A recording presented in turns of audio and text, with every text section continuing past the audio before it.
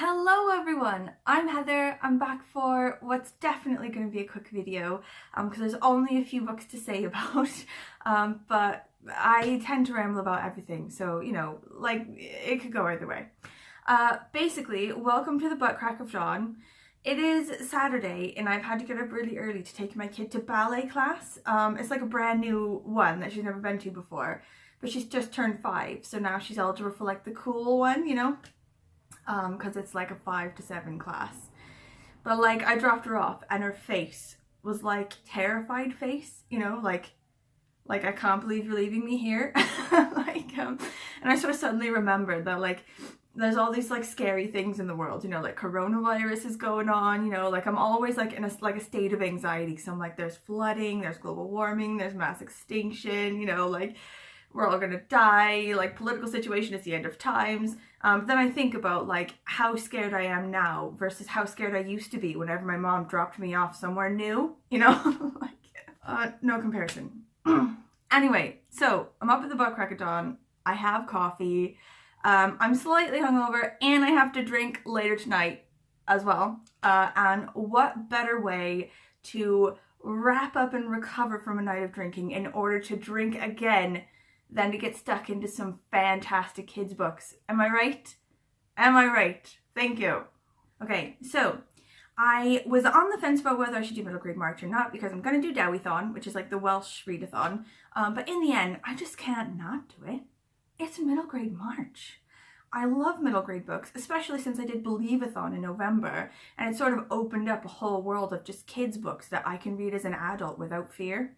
They're like a bit like novellas, they go quick, they go easy, leave you feeling with like a strong feeling. It just leaves a feeling behind, it's usually a good one. And I'm just 100% for it. And now it's like fully on my radar. I should definitely read middle grade books all the time. This readathon, Middle Grade March, is hosted by Krista at Books and Jams and Katie at Life Between Words. I love their channels, they're amazing, so I'm 100% happy to sort of get fully behind this. I've not done Middle Grade March before because last March I didn't have a booktube channel. Like in the spirit of throwing myself into things, why not? There's a couple like prompts. There's 5 prompts they fill, and then the 6th one is the group book, and I think I'm prepped and ready to go for tomorrow. Today is the last day of February, which is why I'm squeezing this video into my very chaotic Saturday plans. There is much intense light change outside my window, so if I'm like going really bright and then really dark, I apologize for that. What can I do?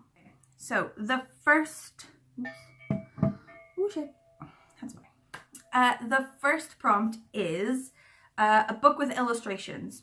So for that one, I'm gonna go with, okay, it's a bit of a controversial one. Okay, I told my husband, he was like, you can't do that. I was like, why not? He's like, you just can't. But it's The Christmasaurus by Tom Fletcher. People feel weird about when you do Christmassy things when it's not Christmas time, but I feel like, I always go against the grain. I'm crazy. I do crazy stuff. So I'm just going to do it because I got this at Christmas. I was going to read it with my kid, and then just like things piled up as you do. Life got hard, and then I just never actually got around to it. But, March is a perfect time to remember that Christmas was awesome, and now it's March. What do you reckon? So this one says, there's only one thing William Trundle has ever wanted for Christmas. A dinosaur, as you do. But never in his wildest dreams did he think that Santa would actually deliver, and honestly, neither did Santa. Grab a plate of cookies and some hot cocoa, will do, and prepare to meet a boy who believes in the magic of the season, the meanest girl in school, possibly the world, Santa Claus, yes, the real Santa, and horrible villain called the Hunter, and a most unusual dinosaur. So, as the prompt says, it's much illustrated. Illustrations look very cool, and I reckon that's going to be my first one. Just started all off with a bang. Okay, so the next one is a book to do with books or stories.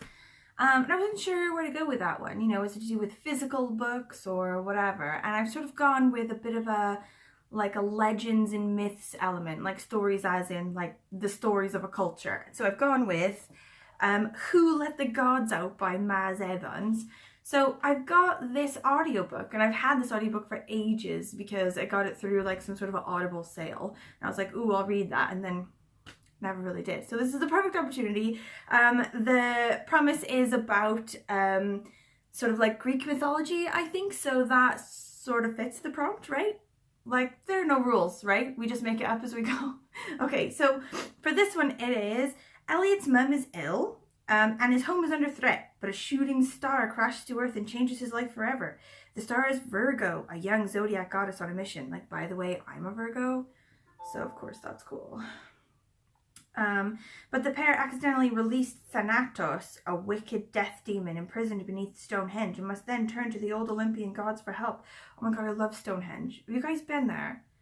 It is cool. It's so cool. It's like the coolest place I've ever been.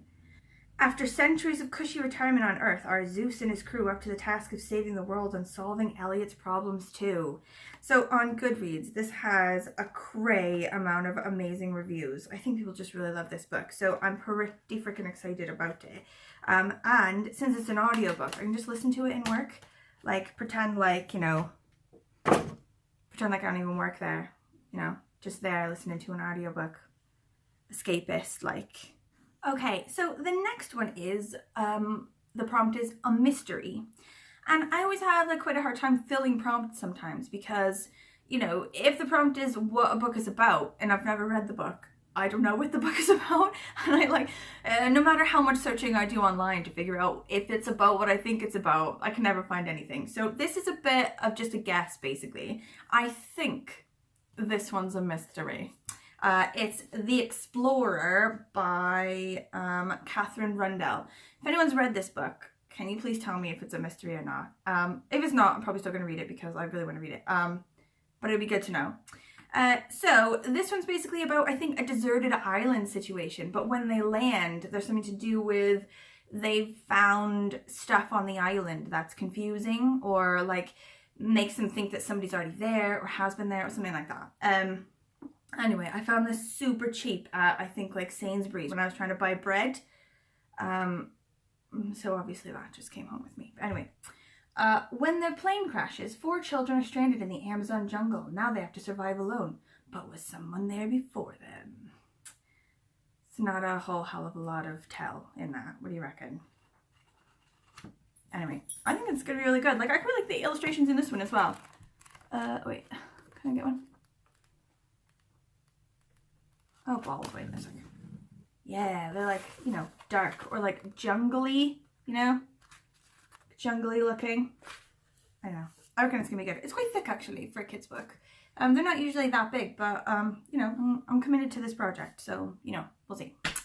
The next one is, okay, another controversial one, and I apologize, but what can I do?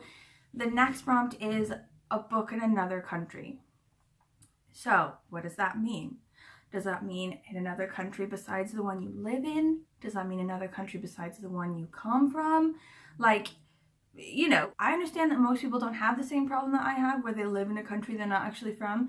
But, you know, I feel like it's very vague for people like me as to whether I'm following the prompt correctly by only eliminating one of those countries from the list. So, I'm reading I, Cosmo by Carly Saraziak for The One in Another Country. And that is because I'm pretty sure this one takes place in America. Now, I don't live in America. I live in Wales in the UK. So that counts, right? Surely that counts. This is in America. I'm not in America. I happen to be from America, but, you know, right? Anyway, no rules, no rules. I'm just making it up. Okay, so this one looks super, super, super cute. A million people have read it, and they've just said it's the cutest thing. And also, I did a bit of a spoiler check on this one to make sure the dog is fine at the end, and he is. So I can read it. It's fine. Cosmo's family is falling apart, and it's up to Cosmo to keep them together. He knows exactly what to do. There's only one problem. Cosmo's a golden retriever. Apparently, like the book. Oh my gosh. Oh my gosh, there's the cutest kid that's on my window. So I was reading a bit through it, and the dog talks, and he sort of like describes his family and describes the world like in the way that a dog would think of the world.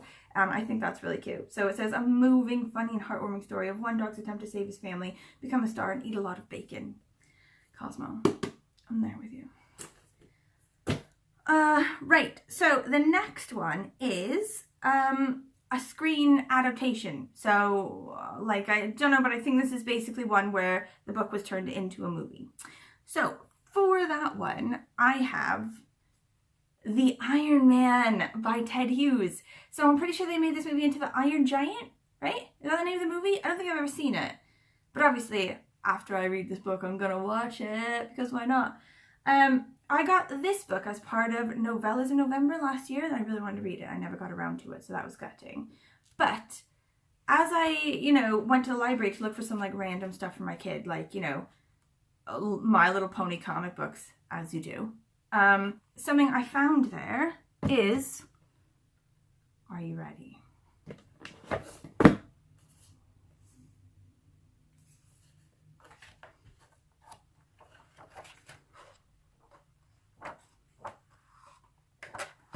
What? This is an amazing book, an amazing treasure. It's just like an illustrated version of this one. So obviously I'm not gonna be able to carry this one around. Like it doesn't even fit in my little bag. So this is gonna have to be my travel version, unfortunately. But when I'm at home, and potentially like when I'm with my kid, I might read it with her as well, because it's got loads of pictures all over the place. We might make it like a joint project. It's quite short, so it won't take very long. And I'm really, really excited about this one now. The premise is that the Iron Man came to the top of the cliff. Where had he come from? Nobody knows. How was he made? Nobody knows. But one little boy realizes that the Iron Man is not here to destroy the Earth. He could even save the planet from a new, more deadly danger. Ted Hughes' beloved classic tale is perfectly complemented in this exciting new edition by Chris Mould's stunning illustrations. Guys, bestow my hat. Okay, so the last one is not a prompt so much as a group book. So like the book that everyone reads and then discusses amongst ourselves. And that one has been picked as The Book of Boy by Catherine Gilbert Murdoch. So I just got this from the library recently, and I know literally nothing about it, and I think generally that's like the consensus, like everyone, when they've done their video, they're like, and then I'm gonna read The Book of Boy, and then that just ends because they also know nothing about it. It says, the year is 1350. Boy looks after the goats that belonged to the lady of the manor before she died of the plague. Dun, dun, dun. She was kind to him when others laughed at the hump on his back. Monster, they called him. Oh, this is sad. His world changes with the arrival of a stranger, Secundus, on a quest for 7 priceless relics. Taking Boy as his servant, he plunges them into a deadly treasure hunt as they scour dark tombs, dimly lit caverns, but words, a golden castle, and the cathedrals of Rome for a secret that might free them both. Oh, this book in 3 words. Try it. Read page 77. Okay, back of book. I shall take your weird challenge and do as you say. 77. What are you doing? Secundus snapped. Begging your pardon, my lord. I'm making sure the relic is safe. Secundus spun so quickly that I feared I'd be slapped. You have no notion of my burden. No notion at all. He brandished his book. Look! Pages of words. Words and drawings and lines I do not understand. Whole pages crossed out or written to the very edges. This is my quest. Decades, centuries of knowledge. The 7 relics of St. Peter. I have maps. I have floor plans. I have secrets. Okay, yeah, I'm in. Boom! Let's do it. That's the 6 books I'm going to do for middle grade March.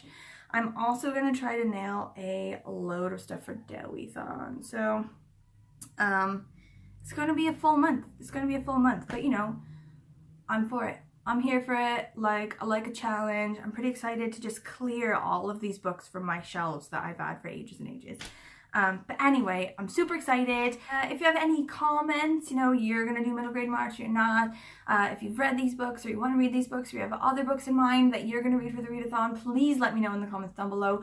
I love comments. I love to discuss the books. I now have to go drum up some sort of birthday present for my kids' friends so that when I take my kid to the birthday party, we don't show up with nothing. Woo! Excitement. Okay, thank you for watching. Goodbye, goodbye. Mwah, mwah.